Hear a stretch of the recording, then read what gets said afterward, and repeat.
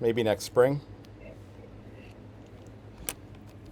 You know, the CDC just changed their guidelines, but it's the time of year when it's likely to come right back.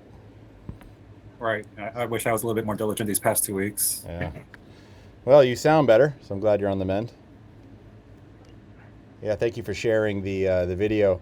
What I'm thinking of next week, I'd like to have some people that I know that are pretty heavy in the dental insurance world come on and maybe share their feedback. I've talked to a lot of people since our meeting last week, and there's a lot of perspectives that I think would be valuable for us to all share together. Have you had any sort of revelations since a week ago? No. I think everyone in Massachusetts is just worried how Delta Dental's got all these TV ads up voting no on 2, whereas we're still trying to raise money to vote for the commercials yes on 2.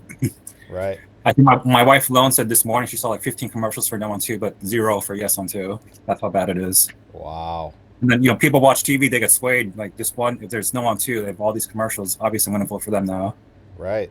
whether it has merits or not. Yeah. Well, apparently this was up for vote a couple years ago in Maine.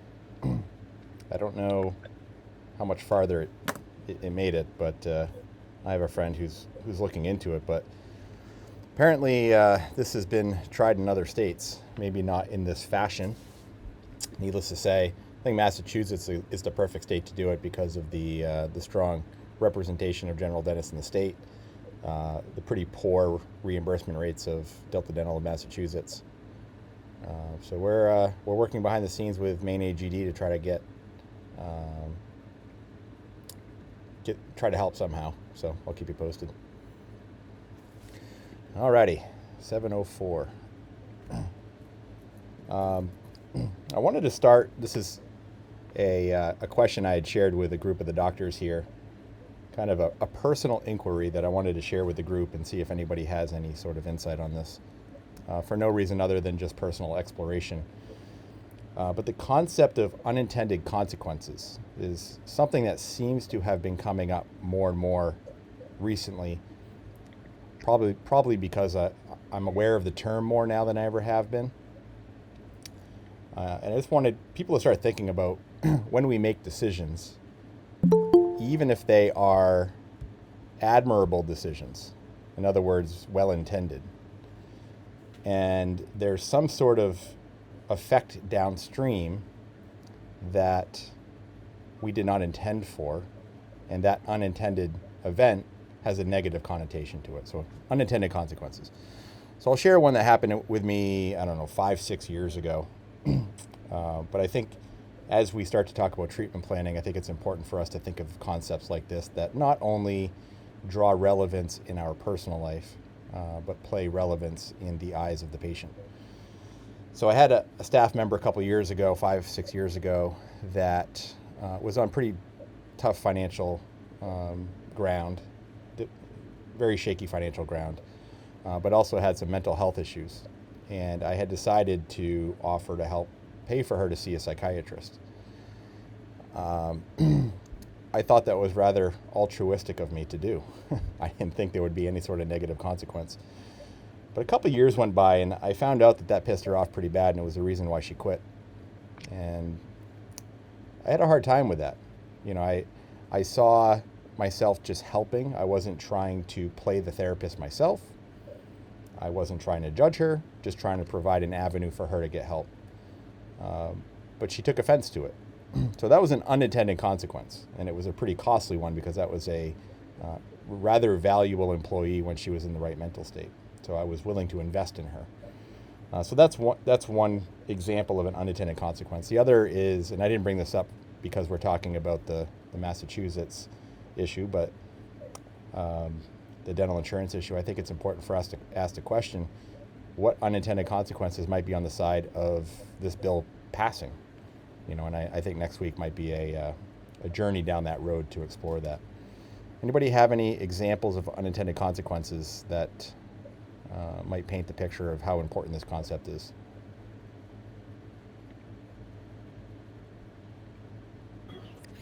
I had thought of a couple, but they're very, very, vague for myself, but I don't want this to come off like I don't have anything to admit. Of course, everybody has faults, but there's one that I feel like is a little bit more relevant to everybody with another person. So is that okay if I talk about?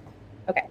So this person I used to work with at my other office, and she has been a hygienist for, I don't know, 30 something years, cares about her patients like so much, to the point where she's like, you know, friends outside the office with a lot of them. She calls them personally herself. Like, she pushes the professional envelope a little bit with some of them, but purely out of the goodness of her heart. Like, she cares a lot. Okay.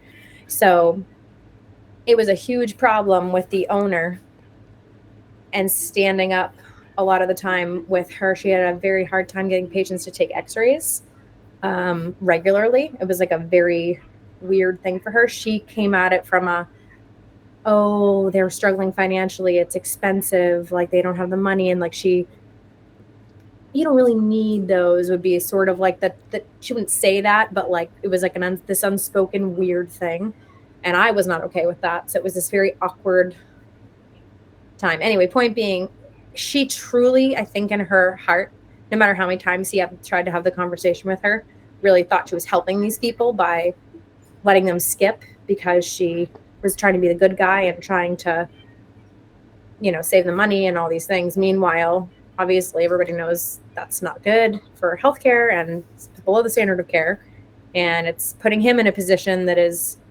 real, and me in a position when we're the doctors, which is uncomfortable, and really honestly not good for the patient in the long run, because we can miss stuff, obviously. So that was something, one of the first things I thought of, that I felt I could relate. Yeah, the saying "no good deed goes unpunished" comes to mind as you're describing that clinical situation. It's a tough one.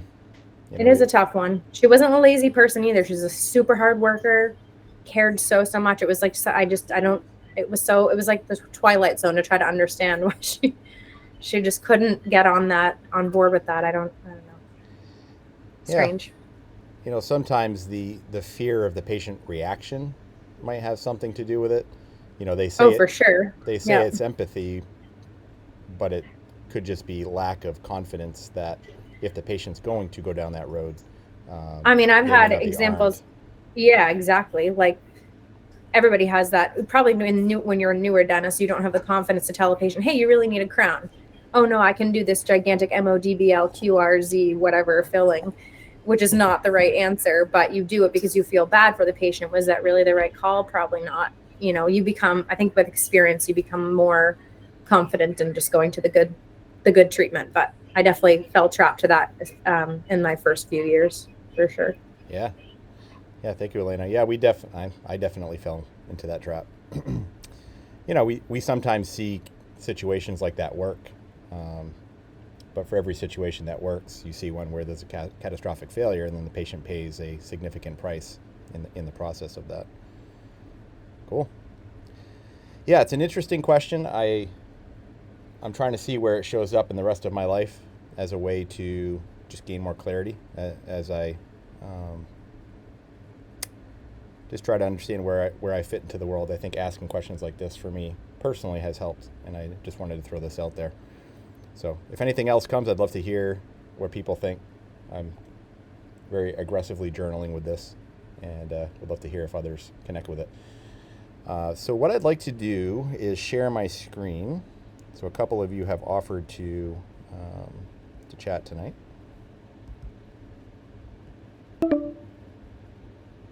Can't share your screen.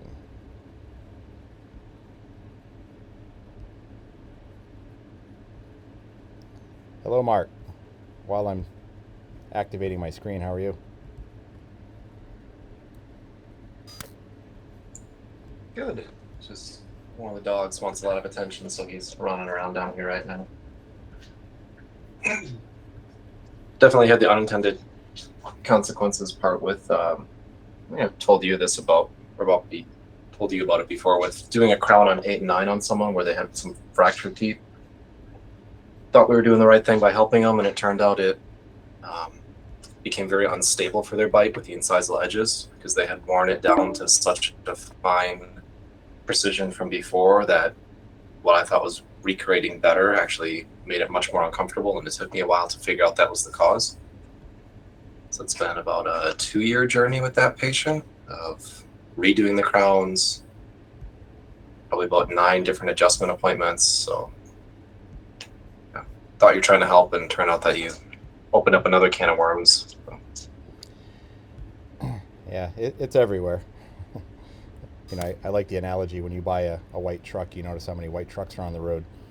Now that we've had the conversation about unintended consequences, I have no doubt this will pop up. So I'm having trouble sharing. Surprise, surprise. Let me see if I close out of this. So I have my normal audio-visual stuff today. I don't know why it's giving me a hard time.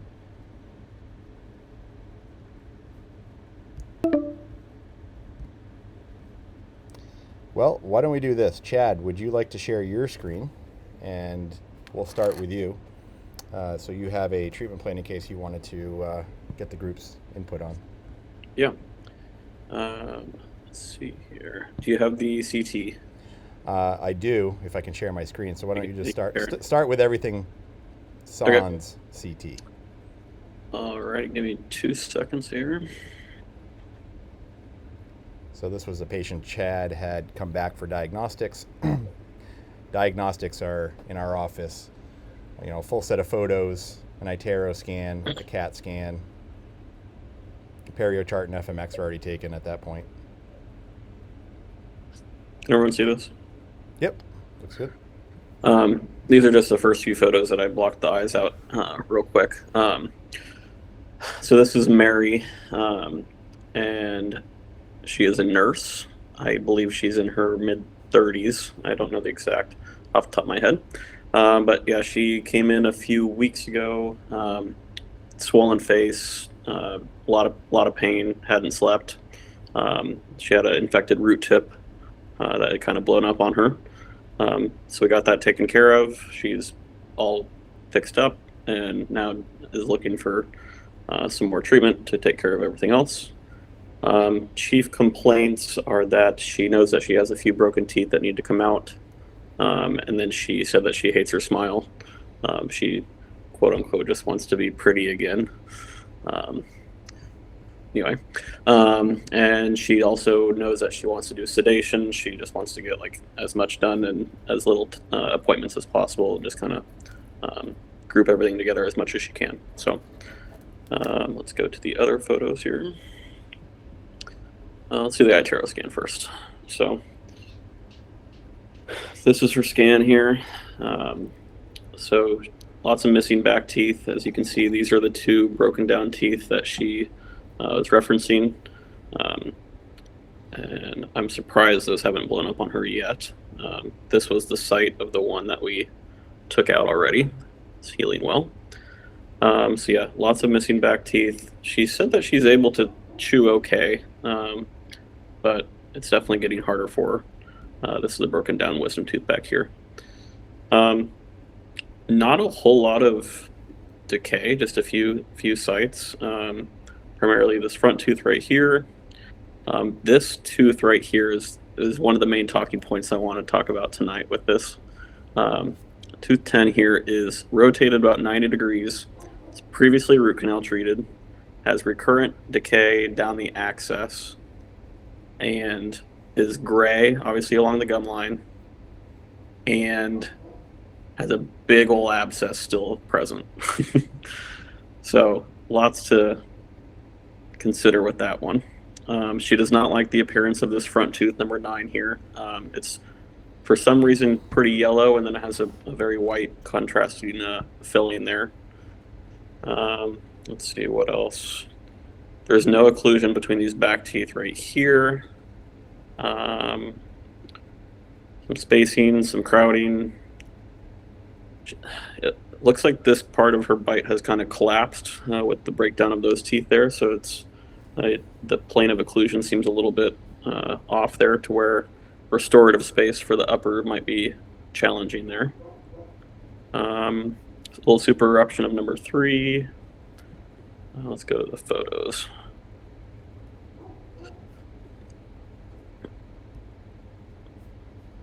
So that's what the smile looks like there. It had been a handful of years since the last cleaning, but overall, perio-wise, was not a major concern. Obviously, just some generalized inflammation and buildup.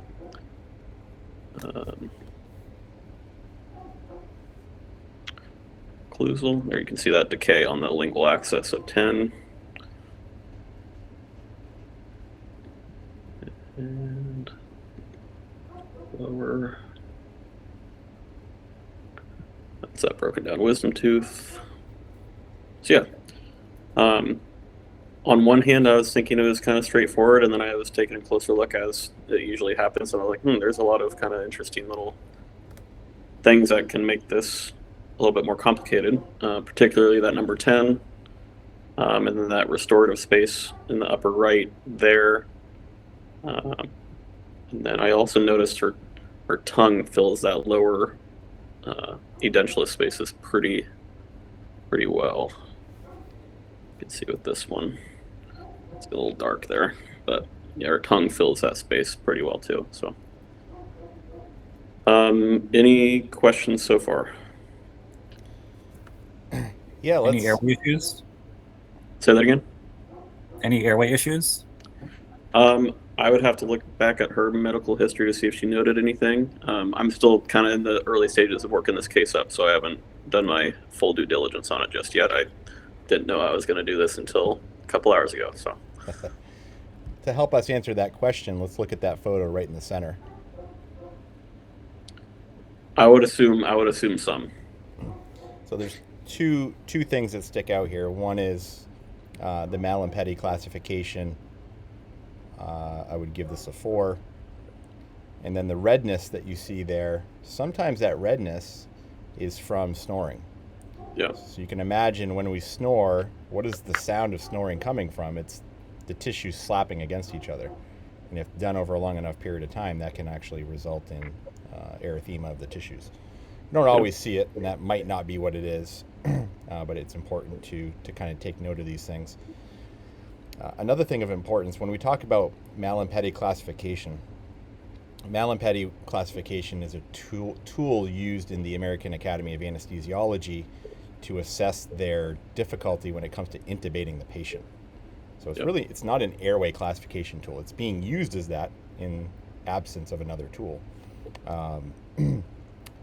The reason why I share this, there are different methods to Mallampatti. Some you actually have the patient protrude their tongue. Others you have them say ah. I'm just sharing this with everybody to let everybody know that there are different methods to it, and there's different classifications, different subtleties between them. But in a nutshell, you're looking back to see if you can see the airway or not. In this case, you can't. So to Dean's point, probably an airway patient. Another thing that we always look for in this photo is the scalloping of the tongue, which is not that evident here. Was there any scalloping evident in that occlusal photo from the mandibular occlusal photo? She doesn't really have a lot of teeth to scallop against, though. Too. Yeah. That's true. Yeah. Mark might be right in the fact that there's just not, there's actually a lot of space. And that's always an important thing to remember, that when we restore patients, sometimes we don't create an airway problem, but we uncover an airway problem. Tough to say. I think patients are always better with teeth and then not teeth, and then just manage the airway another way. Let's take a look. Airway, I think she's at high risk, just based on her photos. Mm-hmm. I think when we start to see that 17 to 18 inch neck, we're likely to have an airway patient just based on obstruction. Yeah, you don't have to go to the photos if you didn't block them out. Yeah. Yeah, forward head posture. Her neck's not that large, but definitely somebody you want to have that conversation with. What I do for these patients, I look at their medical history. If it says snoring or anything remotely close to snoring, then I really dive down the airway conversation. But at minimum, always planting that seed. Yep. Because we might come back to it as dentistry gets more and more adept at being able to kind of solve these problems. It's important to have the conversations. Can you bring up the fully retracted anterior occlusion photo? Yep.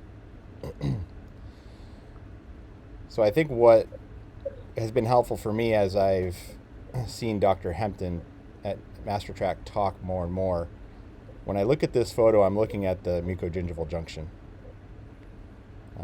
Fortunately, she looks like she has a very large zone of attached tissue, but it's something to scan for. We put a lot of trust in our hygienists that they're scanning for these kinds of things. My experience tells me that the average hygienist doesn't look for those things. No different than the average dentist, including myself. So when I look at this photo, I'm always asking myself the question, are there any mucogingival defects? Obviously, there's a lot of tartar there, which makes it hard to see 25 and 26. But I can safely say that there's probably an adequate zone of keratinized tissue here. Yep. What about gingival biotype?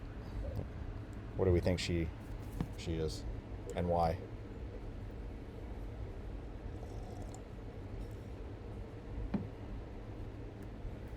To me, the upper looks thick. The lower looks questionable. Yeah. I agree. Yep. The upper just has that thick look to it with the stippling. Sometimes we can use the scalloping of the gingiva as a hint. More flat papillas tend to be thicker biotypes, where more scalloping tends to be thin. That's not an absolute.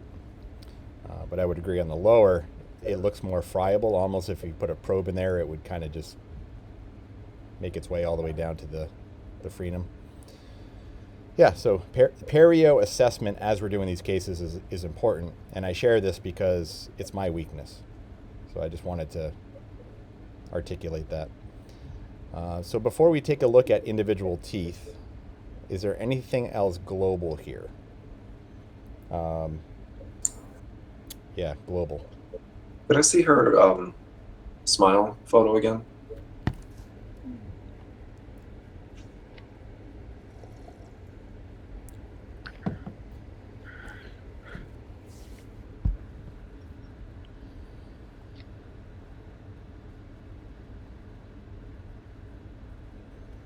I'm just trying to see where her upper teeth are in relation. Mm-hmm. So, if you're doing a global diagnosis, I would say without taking measurements, it looks close. Maybe a shorter upper lip. Yeah, I would agree. If she had nice teeth, it would be a beautiful smile. Yeah, you can see her tongue sticking out there. Yep. Do we have the repose photo? Yes, I haven't blocked it out yet, but I can get it if I unshare my screen real quick.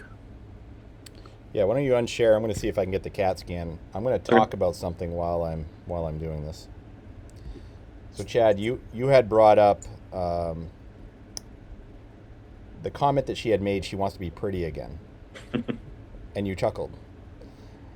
That is so important, because using those words in conversation with her in some form or another speaks to her emotional center. I know we've gone over this, but there is no better tool than saving those words with patients and putting them somewhere where you can bring them back front and center without it ever being obvious. Yeah. I think historically dentists used to put it on the back of their chart. For us, we can use pop-ups. But for these comprehensive cases, I have my own document where I kind of put these things aside. It's amazing. When you use those terms, you see the patient's body language actually melt away. And it ranges from emotional words like pretty or other vanity comments to I want to chew steak. I have a 50th reunion coming up, always kind of circling back to that. Don't you want to get, I hate saying it because I sound like a car salesman, so you can kind of filter this any way you want. But aren't you looking forward to looking good for your 50th school reunion. Mhm. All right, so I am not able to share my screen, so we'll have you share the screen again. Okay, give me 2 more seconds. All right. So we kind of started our talks about what she was wanting and what her goals would be and everything, and briefly talked through the options, and she's not really interested in anything removable, and definitely was interested in implants if they are possible, and she definitely wants some, aesthetic crowns in the anterior. And she was asking about that rotated tooth, to where if it could have a crown to make it look normal and not rotated. Yeah, let's spend some time on that. Yeah, but not yet. Not yet. Yep. That's a great one. All right, here we go. So many tabs.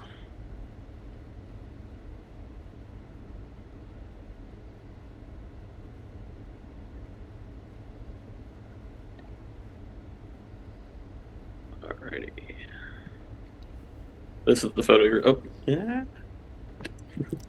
I can edit this later. It's okay. The repose photo would be her at rest.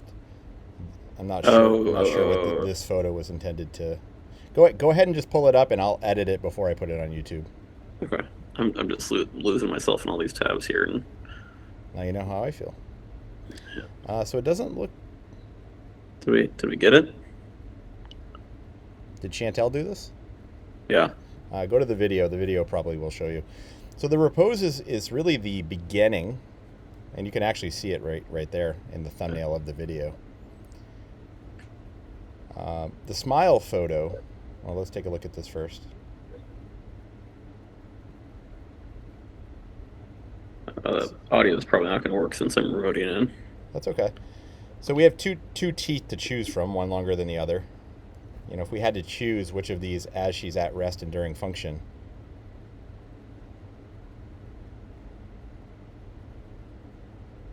which one do we like better? I mean, given her age, I like 8 better.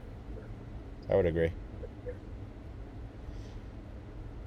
Especially since these kinds of cases, we get the opportunity to provisionalize the patient. And I always like erring on the side of longer than shorter because it's so much easier to trim it back.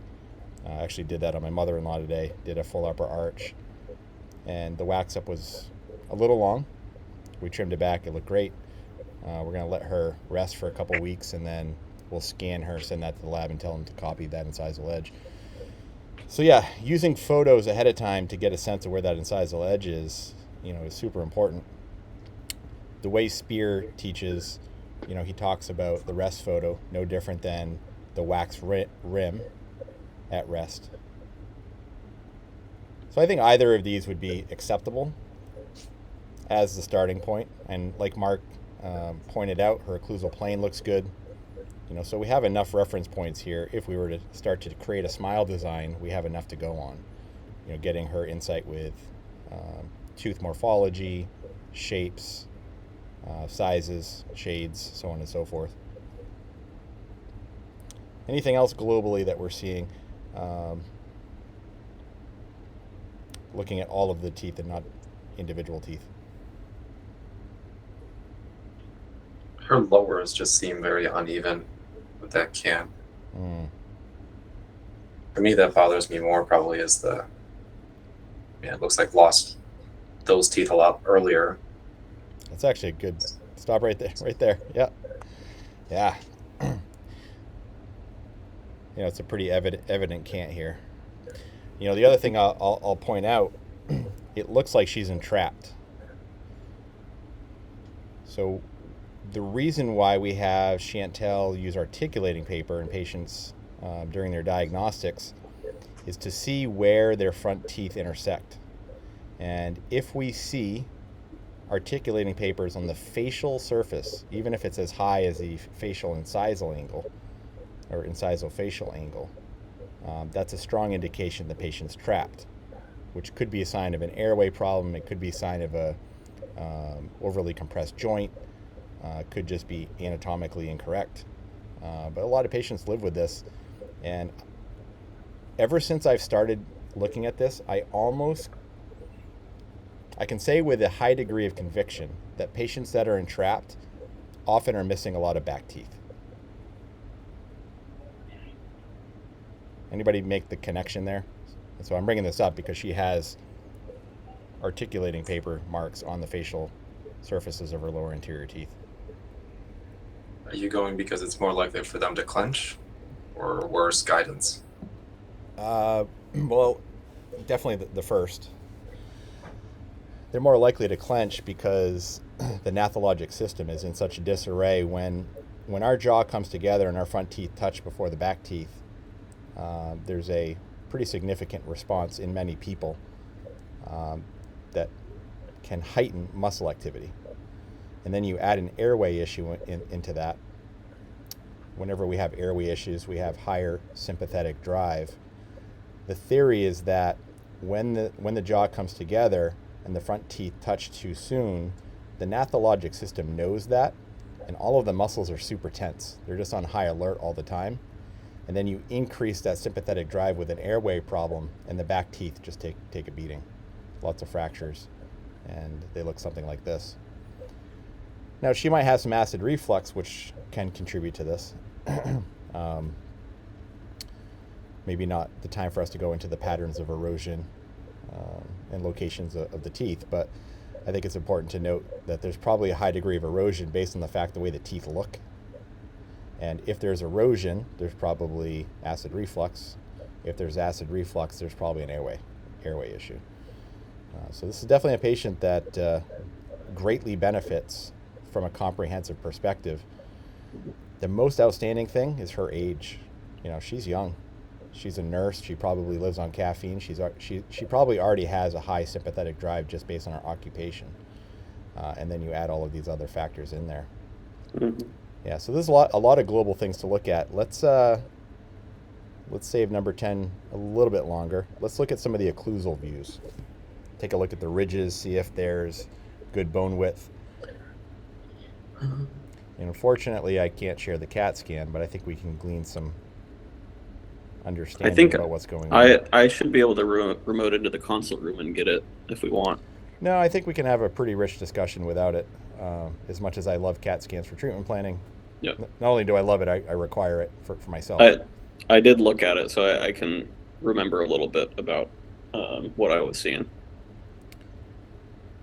So the first thing that we see here, that would be number 3031. It's pretty clear that ridge is somewhat deficient in a buccal lingual dimension. But the thing that jumps out to me more, can anybody see something that's pretty obvious that needs to be addressed if we're going to place implants here? So your connective tissue is pretty high up, or not a lot? Yeah, exactly. So the mucogingival junction is on the ridge. Where do we place implants? On the ridge. So, yeah. That's pretty easy to fix, but it requires some surgical intervention for sure. So let's just say that patient had an inadequate ridge. From a bony perspective, we would probably do a 2-stage surgery. And I don't really want to go down the road of surgical interventions because it's not everybody's interest here. But that's a problem, something for us to have the conversation with the patient that if they want implants there, it's going to be more than just dropping a few implants. The other side, it's a little hard to tell. I think there's some saliva kind of blocking it out, but it looks like it's probably kind of in that same arena. No tongue tie, something we often take a look at. You know, patients with very significant lingual frenum often have inadequate palatal arch development. She doesn't seem like she falls into that category.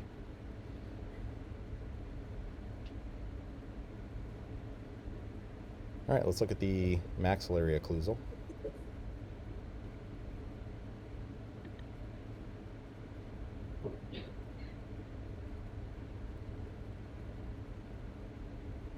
So it looks like a pretty good ridge here. So I do recall, so a lot of the bone in this area is destroyed from this infection.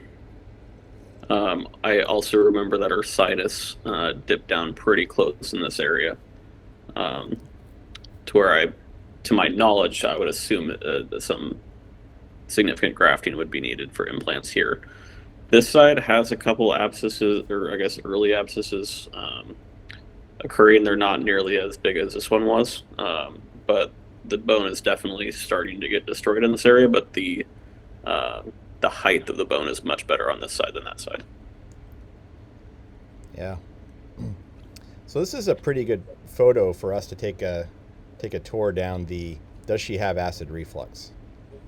Teeth don't look like that unless there's an acidic component. Now the question is, where does the acidity come from? Or chemical erosion, of some sort. So it's important for us to understand when we're looking at the carnage, what's the story that led to that particular situation. This is definitely somebody who would be very surprised if you said, do you have heartburn? Oh, I forgot to put on my medical history. I can't believe you as the dentist understand that. I've wooed many patients from that simple comment alone. Building trust and building value in the eyes of the patients. Yeah, so the bone width looks good, but I'm not surprised underneath there's definitely some deficiency in the bone. How do we go in and treat that? Again, a surgical conversation. All right. Without further ado, number 10. So is that actually rotated? Am I looking at the lingual facing the mesial? Correct. Okay. And you had said it was root canal treated? Yes. And then it looked like the lingual access either was never permanently filled or it fell out, whatever, but the whole access is decayed. And it looked like on the CT that there is a very significant abscess still present. Yep. Or still growing. Can we look at the anterior view? Like the photo or the x-ray? Photo. Let's see, did I already? Let's do this guy here.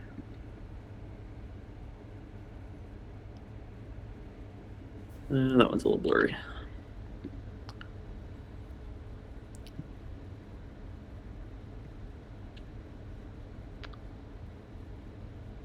Let's try.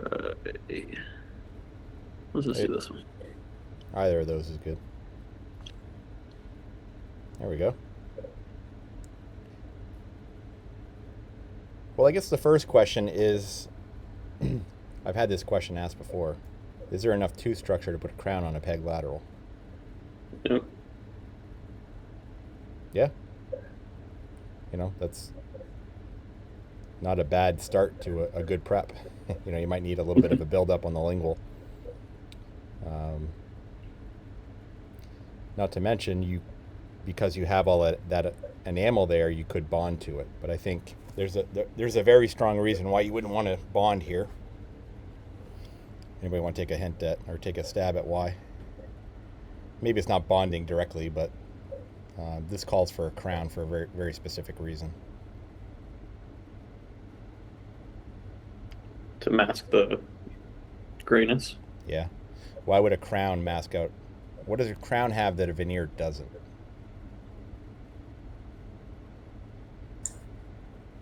I mean, if you do like the aesthetic zirconia crown, then that would essentially block it almost out completely, right?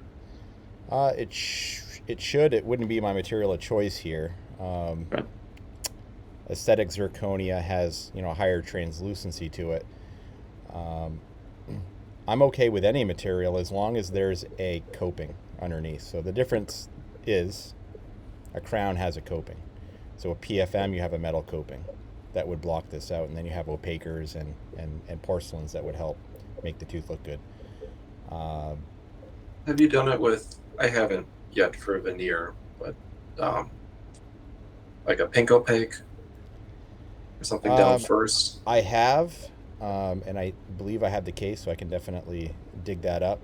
I ended up redoing it, And I think that case probably deserves its own attention because using pink opacifiers is definitely a good technique. It didn't work in my case for a variety of reasons. But what Mark is talking about here is using pink because of its, I'm going to speak out of turn in the fact that I cannot articulate why, but it has to do with the translucency and the color and the hue of pink as an underlying tone tends to block out things like this. I've used white before, white opacifiers, where I'll prep this back and then actually take white flowable and cover it.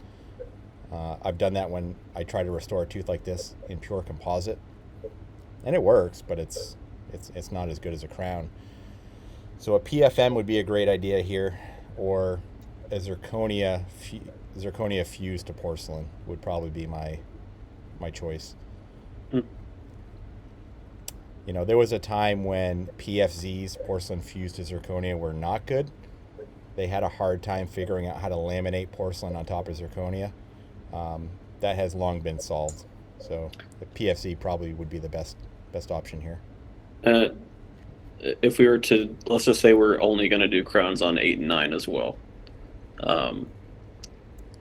would you choose different materials for those, and then would they match well if they are different materials? Very, very good question. It all comes down to your lab. So if you presented this case to your lab and you asked them what are they comfortable with, each lab technician is going to be skilled at using different materials. So they may actually say, in this situation, I would rather do a PFM. This is just an example. But they might say something to the effect of, I want to do a PFM on 10 and then 2 Empress crowns on 8 and 9.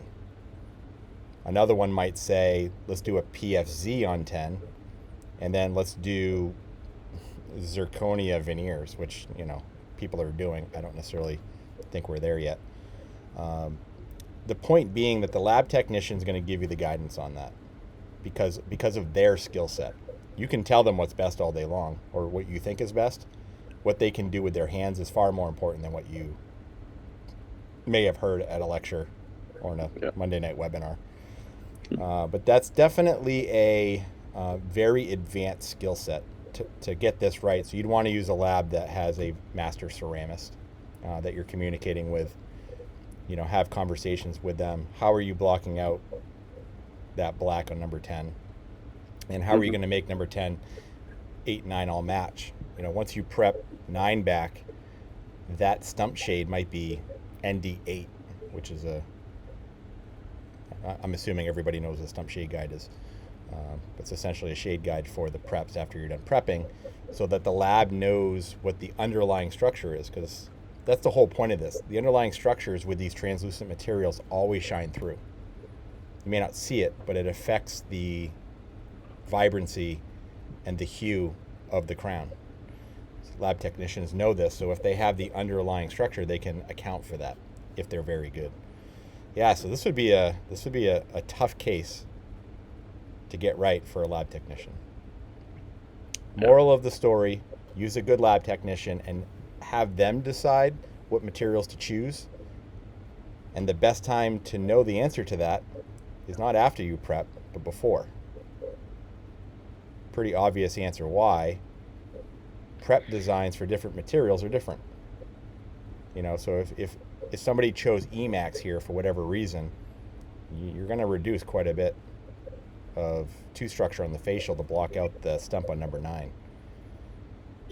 Can I ask a question? Yeah, go Elena. Not to throw a huge wrench in this mix, but to me, I'm just looking at 9 and 10. The gingival margin is just so different. Yep.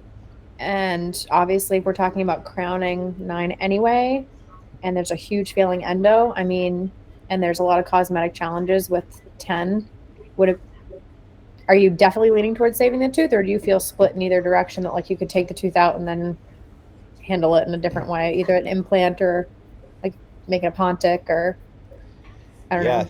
Yeah, that's not a wrench in the wheels. That's definitely part of this treatment planning. Before we go there, because I do think that's where we need to go for a multitude of reasons, let's just say the patient wanted to save the tooth. How do we deal with that problem that Elena just pointed out, which is the gingival architecture of 10 and 11 differs greatly from 6 and 7?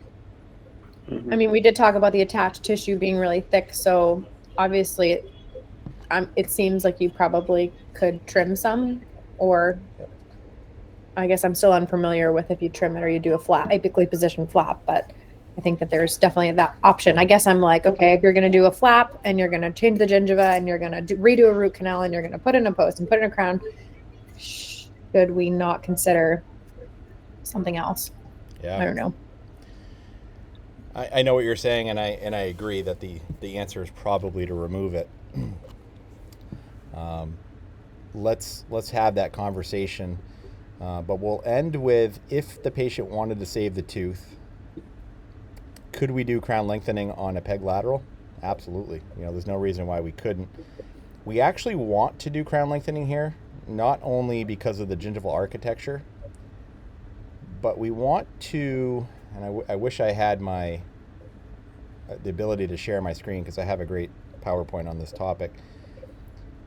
Where we start from an apical incisal position when we're talking about crown preps gives us the ability to close embrasures. I think we all know that. For example, if we wanted to enclose that embrasure between number 8 and 9, there's a little dark triangle there, we're more likely to prep more aggressively on the mesials of both of those teeth so that the lab has room to close that space. So again, the concept is, the deeper we prepare a tooth in the interproximal embrasures, the easier it is to have control of the contours of the tooth interproximally. Sometimes that's to close embrasures, but for number 10, it's really to make the tooth look like a natural tooth.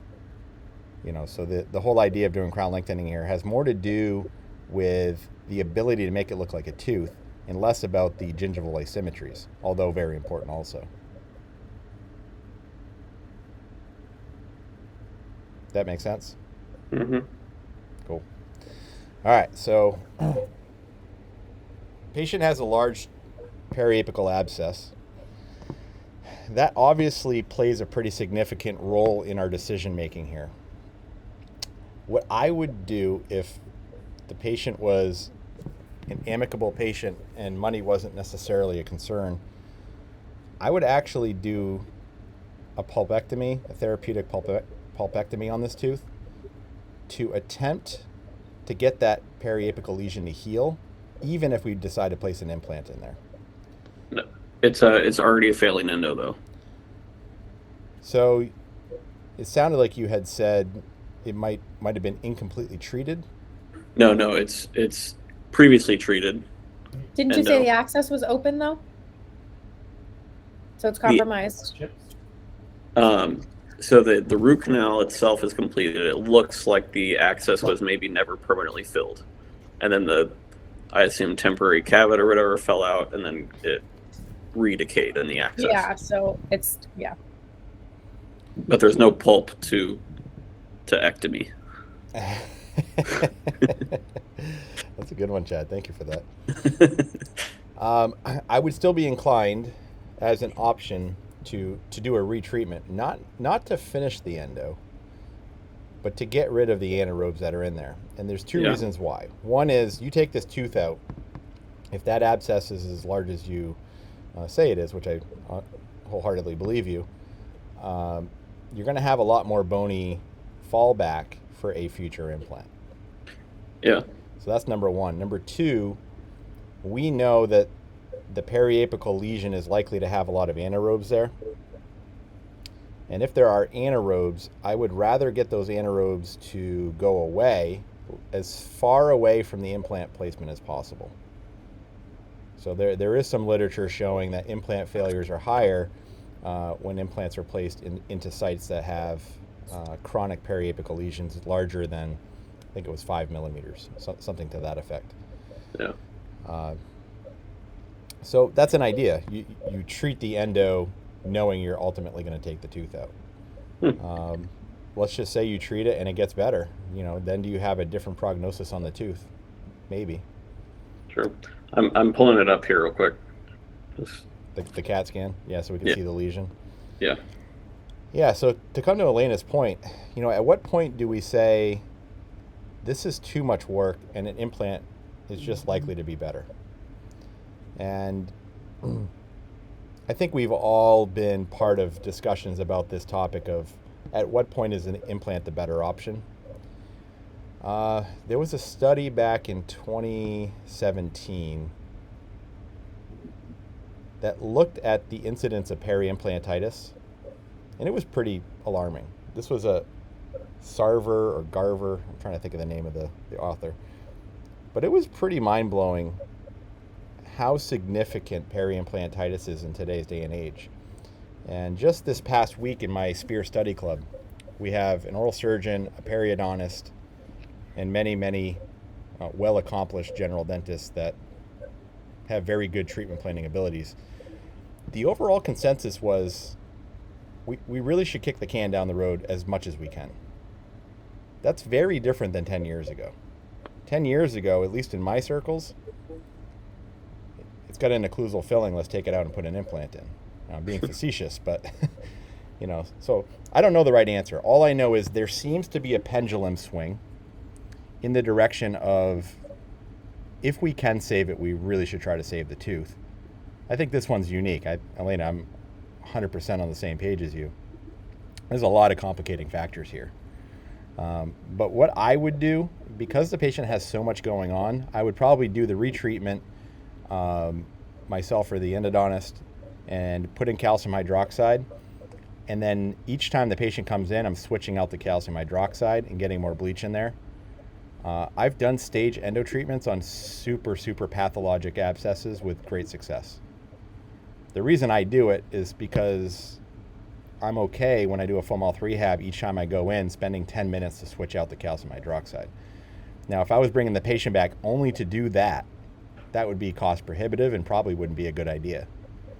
But it's a way to build value in the eyes of the patients that, look, most clinicians would say this tooth needs to come out, but I'm willing to stand by you. I'll do the following. I won't even charge you for the switching out of the calcium hydroxide, as long as it's during an appointment we're doing something else, and as long as you're doing comprehensive care. And then see how the abscess does. That wouldn't be unfavorable. So that's it right there. Is this the one you had showed me? I think somebody showed me a PA recently where the abscess was clearly touching the adjacent tooth. I showed you that Naples patient, that number 3, but that have been the one. So hold it right there. That's a pretty large abscess. On a periapical image of that, I don't know if we would necessarily appreciate how large that is. No, it doesn't look bad at all. Which is why I don't treatment plan without a CAT scan, for that very reason right there. I have a friend who did a case. She was working at a public health center in town. It was twice as big as this, and she just did the root canal, and it healed. She didn't do 2 stages. I don't think at that point in her career she knew how to alternate with EDTA and bleach. She's a good clinician, but it was substantial. I'm going to have to get a copy of that because I think it paints the picture that the size of the abscess isn't necessarily the problem. The size of the abscess is the body's response to an infection. This could be a small infection with a hyper-inflammatory response. So, interesting question. I don't have the right answer. Of course, there is no right answer ever. But I think this is an opportunity, because she has so much going on, to at least have the first stage of retreatment done with calcium hydroxide put in there, and then see how she does. In the meantime, have a temporary on it, prep it for a temporary, that temporary might be a little bit darker. We could use opacifiers, pink, white, whatever color we want to block out the darkness. We could do internal bleaching. You know, there's lots of options here to solve this. You know, I've seen Spear showcases like this where, or Greg Kinzer, I think, has a case similar to this. Kinzer is kind of Spear's protege, where they walk through multidisciplinary treatment of a single tooth like this. It can be done. It's just, do we have the clinical competency of the high-level specialists associated with Spear? I don't know.